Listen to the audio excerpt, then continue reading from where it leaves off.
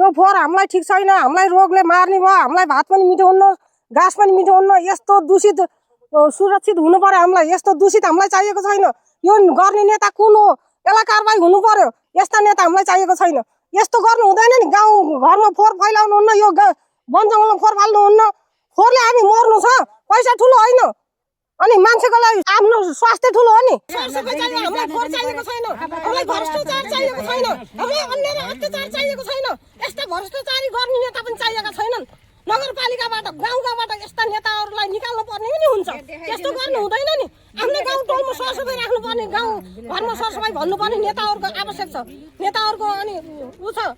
नेताहरूलाई अनुरोध गर्छु म, नेताहरूले भनिदिनुहोस् हाम्रो गाउँघरमा नेताहरूले सबले फोहोर हटाउने भनिदिनु होला। हामी जनता मर्ने भयौँ फोहोरले। के गर्नु? अत्याचार अन्याय सहन सकिएन, त्यही भएर घर नबसेर यहाँ आइएको छ। भोका पेटै आइएको छ हजुर।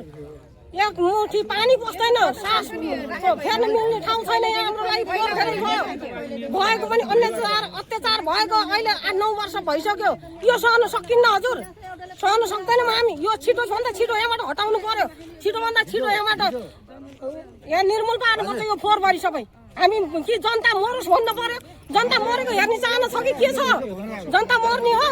जनता मर्ने हो भने मर भन्नु पर्यो, नत्र भने फोहोरबारी साफसफाइ गर्नु पर्यो।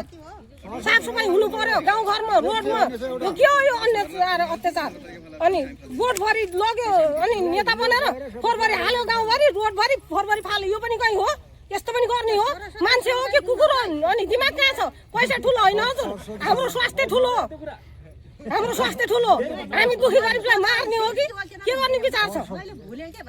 मान्छेलाई ओहोरदोहोर गर्नलाई असुरक्षा भयो। धुवा धुलो, यहाँ पशु पन्छी पानी खान आउँछन्। यो खोलाको यो हाम्रो यो बाटो सहित हाम्रो ढिक भत्किँदै जान लागेको छ।